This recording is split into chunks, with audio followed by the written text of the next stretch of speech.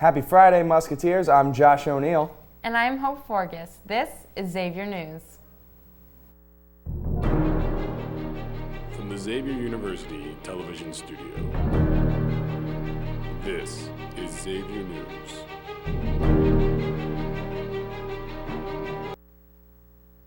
Leaders of France and Germany offered Friday to hold talks with the United States in a collaborative effort to form acceptable rules for surveillance operations.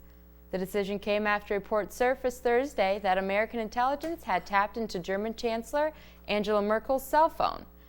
The controversy halted Thursday's trade talks that were in progress between the Allied countries. This is the latest in the transatlantic spying dispute from the documents harvested by the former National Security Agency intelligence contractor Edward J. Snowden.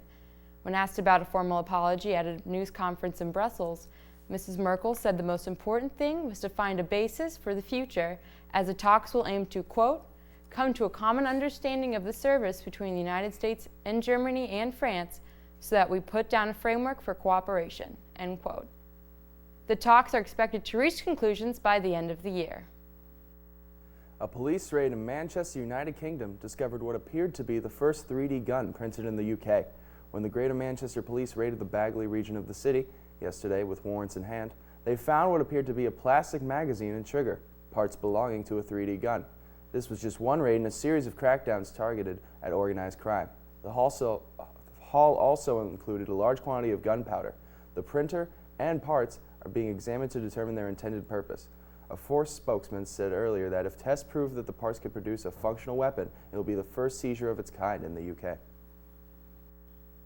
Speaker of the House and Xavier alumni John Boehner is scheduled to speak today in Cincinnati on the impact of the new health care reform on small business. The Westchester native will visit FinPan in Hamilton to discuss the Affordable Care Act with the company, which is reluctant to hire full-time employees because of the health care law. The congressman will share stories from struggling Ohio business owners who have closed because of rising costs and others claiming they pay 65% more after former policy has been discontinued. Boehner has been targeted nationally for the government shutdown and for the delay in negotiations across parties. Imagine making your big debut on national TV only to lose your job one day later.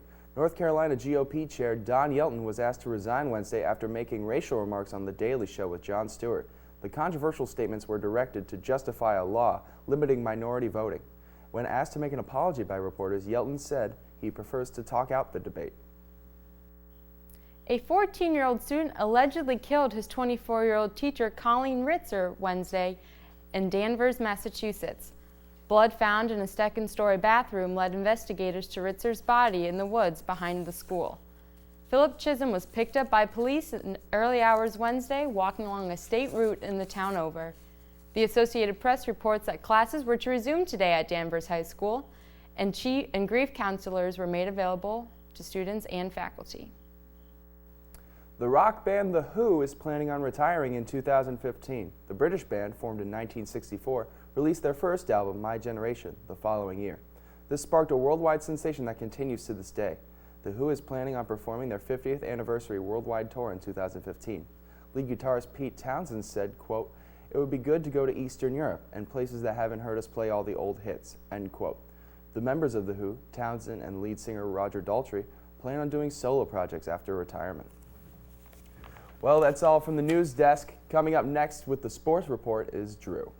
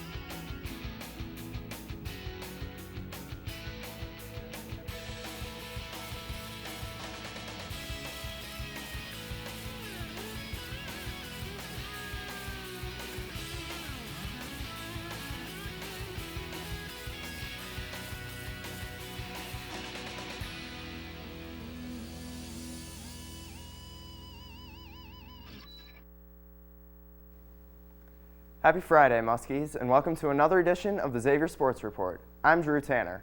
The 2013-2014 Xavier men's basketball season kicks off tonight with Muskie Madness. The event begins with a fan fest on the Cintas Center Plaza at 5:30 p.m., and at 7 p.m. the real fun begins with player introductions and other basketball activities. Free prizes will be given out to the first 2,000 fans in attendance, so get out there early and see what the experience is all about. The Xavier men's golf team is tied for 9th place after the first week of the 2013 Georgetown Intercollegiate. Junior Corey Ward carded a 4 over 146 on the first day and currently sits at 16th overall. The University of Alabama Birmingham leads the tournament after 36 holes with a total score of 560. The women's team put up an impressive showing of its own at the 2013 Hoosier Fall Invitational in Greenwood, Indiana. The girls scored 899 points to take 9th place in the tournament. Sophomore Shane Crutchfield finished tied for 4th place with 216 points, and senior Ariel McNair carded a 73 in the 3rd round and finished 20th overall. The team heads back to the links this weekend in Kiowa Island, South Carolina for the Edwin Watts Palmetto Invitational. This is the final event of the season for the women's golf team. Good luck, girls. Women's volleyball played its annual showdown with UC on Tuesday at UC's US Bank Arena. The Musketeers boasted a 12-8 record over the winless Bearcats, who currently sit at 0-20 on the year, after Xavier had a tough 5-set loss to the Creighton Blue Jays on Friday. In that matchup, Abby Bessler led the way with 21 kills and 23 digs.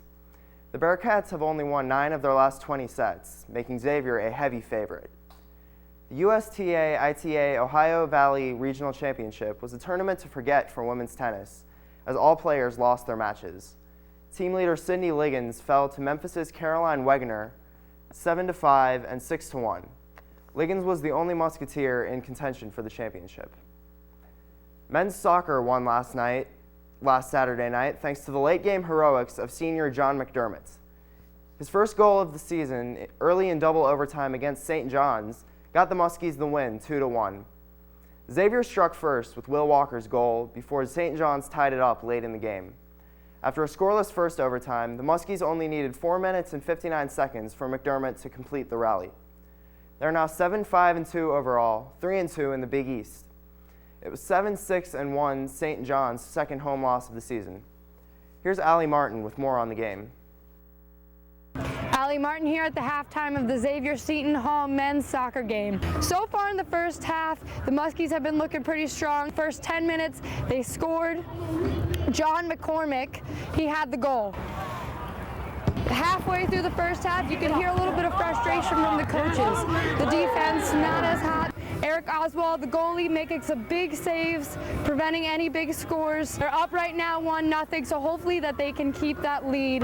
So we'll see what happens going into the second half, if they can keep up with their defense and improve and keep the pressure on the offense and keep that communication going. For sports, this is Allie Martin from Xavier News.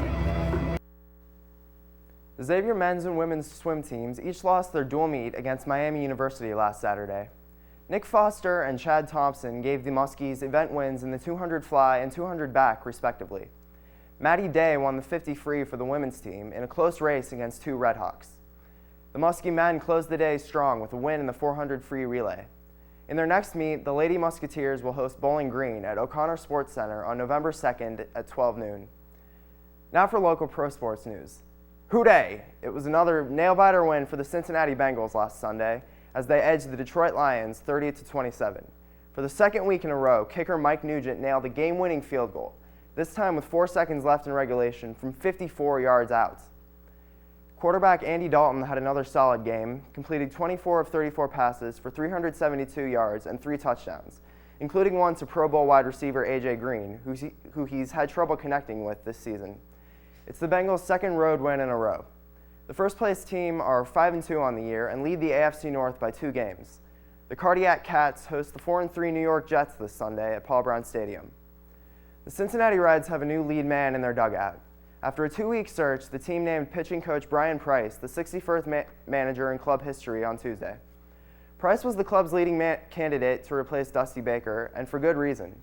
Since joining the coaching staff in 2010, he's transformed the Reds' pitching staff into one of the best in baseball. During his tenure, the club has finished 7th, 12th, 10th, and 4th in total ERA. He also developed phenom closer Aroldis Chapman and turned Johnny Cueto and Homer Bailey into quality starters. Well, that's it for this week's Xavier Sports Report. Good luck to all our athletes this weekend. For Hope, Josh, and everyone at the Xavier TV station, I'm Drew Tanner. Have a great weekend, Muskies.